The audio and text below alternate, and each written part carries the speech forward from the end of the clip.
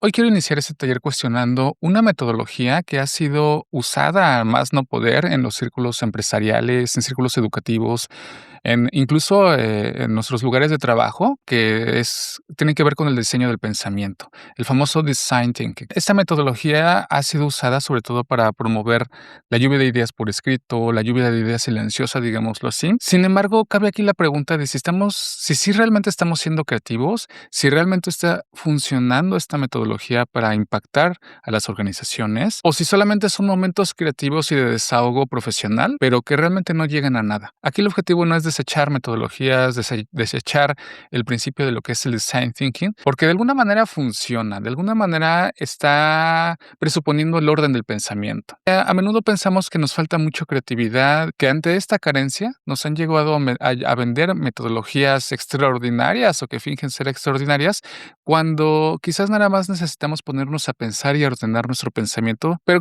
antes de seguir, quiero recapitular. ¿Qué es el design thinking? Tradicionalmente es una metodología que nos propone una secuencia bastante clara de orden de pensamiento, ¿no? Que es el empatizar, el definir, el idear, para después prototipar y de esta manera finalizar con el testeo. Y en apariencia, este proceso suena completo, pero ¿qué pasa cuando vamos a la práctica? El problema del design thinking es que este enfoque se vuelve a veces reactivo y meramente utilitario. Es decir, se parte de un problema que ya viene dado, se acepta sin cuestionar demasiado al problema y se enfoca en resolverlo lo más rápido posible. Y entonces aquí aparece un primer punto crítico que hay que detenernos a pensar, que es: ¿quién define este problema? ¿Desde qué supuestos? ¿Con qué lenguaje lo estamos definiendo? Y esto es importante porque si el problema está mal planteado desde el principio, cualquier solución, por creativa que sea, va a ser superficial. Todavía no terminamos de definir bien el problema y ya lo estamos resolviendo. Y eso es interesante porque a menudo nos venden la idea de que hay que enamorarnos del problema y no de la solución. Cuando explicamos la metodología del design thinking, hay una verborrea de ideas y es posible que debamos centrarnos en detenernos y en decir: a ver, ¿esto es plausible? ¿Esta propuesta tiene sentido para resolver el problema? ¿O está bien planteado? Y entonces la propuesta aquí es redimensionar esta idea del diseño del pensamiento.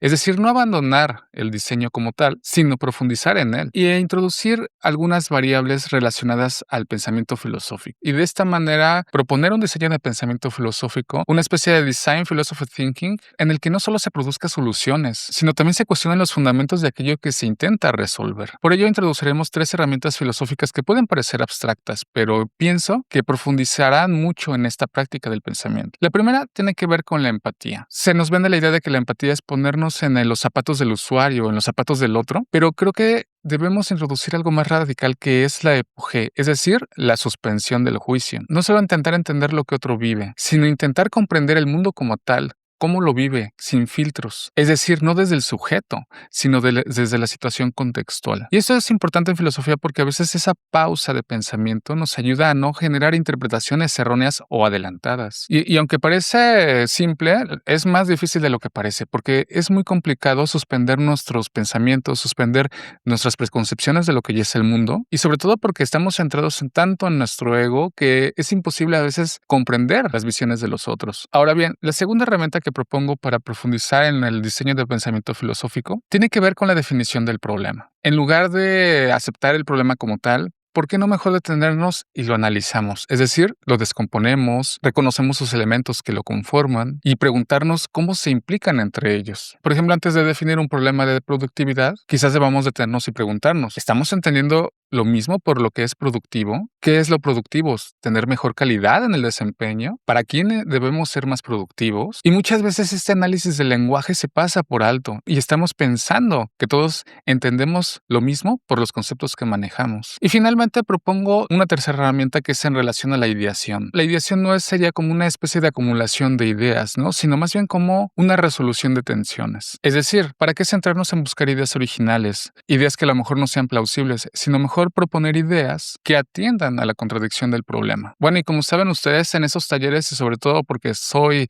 enemigo de la filosofía puramente teórica y conceptual, vamos a hacer un ejemplo, vamos a aplicar estas herramientas que estoy proponiendo. Imaginemos un edificio habitacional en el que los usuarios, las personas que lo habitan, no usan el gimnasio. Y entonces la solución típica sería comprar más máquinas, más recientes, más novedades, tal vez un rediseño del espacio. Pero si aplicamos un enfoque filosófico, más crítico, la pregunta cambia radicalmente. Por ejemplo, debemos indagar sobre qué significa el cuerpo, qué significa la salud. ¿Todos entendemos lo mismo por lo que es la salud pública o la salud privada? ¿Es el bienestar una obligación o solamente para pasar mis momentos, cuando tengo tiempo? ¿Hacer deporte es un asunto de disciplina o es algo forzado? Y entonces vemos que el problema no es el gimnasio como tal, sino es el ámbito de sentido de lo que cada habitante de ese edificio tiene sobre la salud, sobre el gimnasio, sobre el hacer deporte. Y entonces el problema no es como tal remodelar el edificio, quizás es un problema conceptual o un problema de cómo comprendemos la salud entre nosotros. Ahora,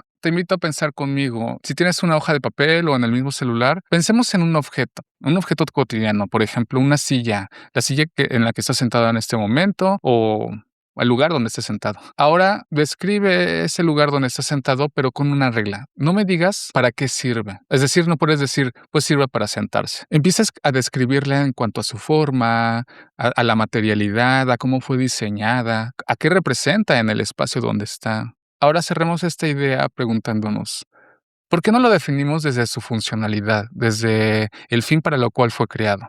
¿Por qué lo definimos desde su forma? Porque cuando lo repensamos desde otros puntos de vista, desde el cómo fue creado, quizás con qué materiales, el lugar que desempeña en el espacio y no solo que sea para fines prácticos, reconceptualizamos los objetos, los vemos desde una nueva óptica. Tomamos un problema real de nuestro entorno laboral. Por ejemplo, cómo mejorar la comunicación interna, ¿no? En la comunicación entre las áreas, entre los operativos y los directivos. Y ahora respondámosla, pero no en el sentido de cómo responderíamos directamente a la pregunta, sino desde una metáfora. Por ejemplo, no lo vemos como hay que solucionar un problema de comunicación interno, sino pasar a responderlo como hay que ver de qué manera me doy a entender el otro y entonces hay que crear un nuevo ámbito de sentido. No todos compartimos el mismo significado de las palabras o el mismo nivel de urgencia. Y esto no es tan irrelevante como parece, porque aunque parezca increíble, cambiar el sentido de las palabras hace que cambie la forma en cómo actuamos. Pues bien, vamos a cerrar este taller con una idea para repensarnos a nosotros mismos, los roles que tenemos con nosotros, nuestro papel en este mundo. El diseño no debe ser solo resolver problemas. Diseñar el pensamiento desde este punto de vista es decidir qué cuenta como problema y qué no. Hay que comprenderlos antes que nada.